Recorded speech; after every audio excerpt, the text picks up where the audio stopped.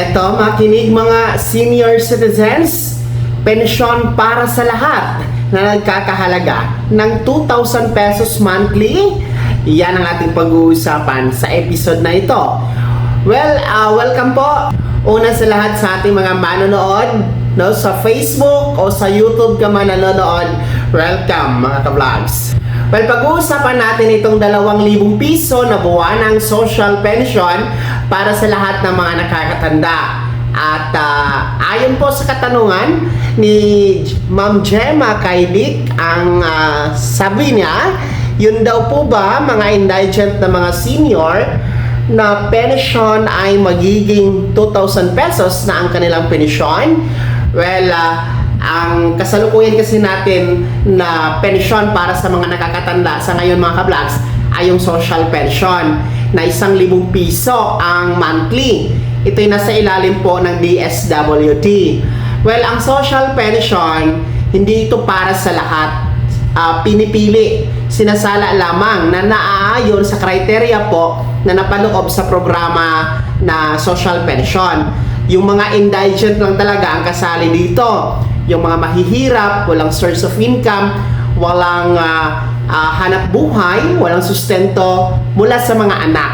So sila lang talaga ang natatanging pwedeng makasali at kwalipikado sa social pension. Well, in fact, sa ngayon, nasa mahigit 4 na milyon lang ang benepisyaryo dito, mga ka-vlogs, no? Dahil nga sinasala. Well, ang tanong ni Ma'am Gemma, kung magiging 2,000 ba? Saan ba nag-ugat itong 2,000 pesos na ito? Dahil nga, ulitin ko, ang ating social pension is 1,000 monthly lang. Yung ating panukala na nasa kamara na Universal Social Pension Bill ay 1,000 piso din po monthly. So, ang tanong nga ngayon, saan ba nagmula itong 2,000 piso na buwan ng pensyon para sa lahat ng mga nakakatanda? Well, ito po ang House Bill number 5068 na final po ni Pampanga Representative Carmelo Lazatin, mga ka-vlogs, no?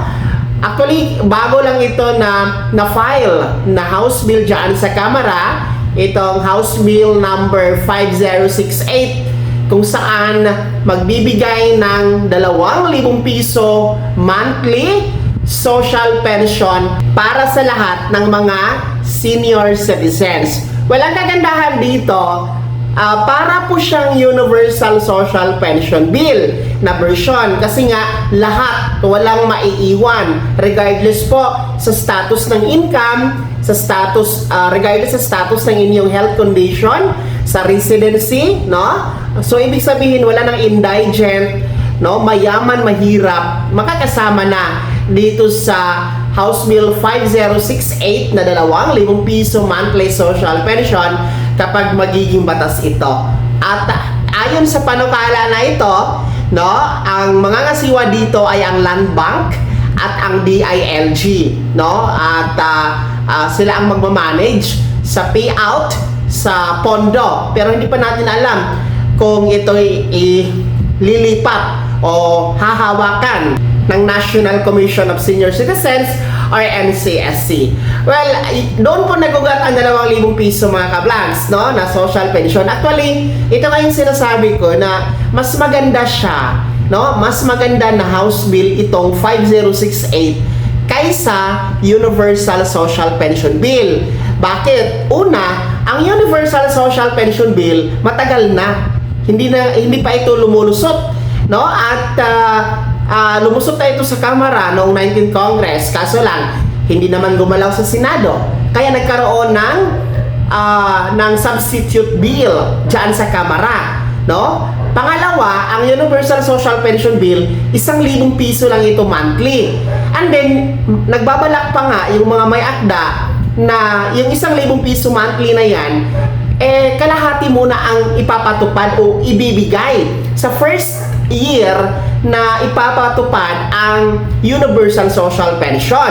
500, and every year mag-a-add ng 100 hanggang 5 years makokompleto yung 1,000 pesos, di ba? So saan ka naman kukuha ng pantustos para sa inyong pangangailangan, hindi na po sasapat, kulang na kulang ang 500 pesos monthly kahit nga po yung 1,000 piso. So, while dito sa 5068 na 2,000 piso talaga, no? Mas maganda siya kasi 2,000 piso, and then mas marami po ang matutulungan dito kasi nga malaking tulong na ang 2,000 piso pambili ng gamot, mga vitamins, pampapa-check up. But anyway, ang check up ninyo at gamot merong libre naman para sa mga nakakatanda, no? Under the Yakap program ng PhilHealth. Punta lang kayo sa accredited na Yakap clinics nationwide, no? Free check up and laboratory.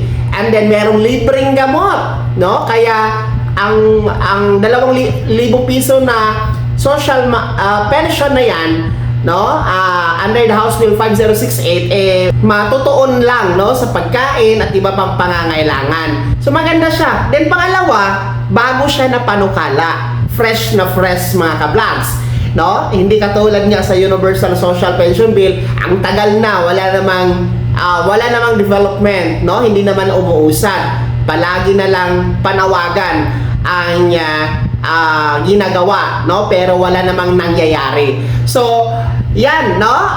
Actually, kung magiging batas itong House Bill 5068 mga ka-vlogs, ang magagawa dyan sa social pension, I think i-dissolve yan. Kasi nga, lahat na ito no? Wala nang maiiwan. Hindi naman pwedeng doble, no? Hindi naman pwedeng miyembro ka sa social pension, tatanggap ka ng 1,000 piso from DSWD monthly, tapos tatanggap ka rin dito sa 2,000 piso na monthly, no? Under the House Bill 5068. Hindi po pwedeng doble. So I think i-dissolve yan gaya ng Universal Social Pension Bill. Kapag magiging batas, wala na din po yung social pension kasi pag-isahin na lang sa isang version na pensyon mga ka-vlogs. Pero uulitin ko, itong 2,000 piso na monthly social pension under House Bill 5068, bago lang ito na-file sa Kamara. Hindi pa ito batas pero atin po yung i-monitor, i-update po natin kayo, no, once may development. Sana lulusot ito dahil makikinabang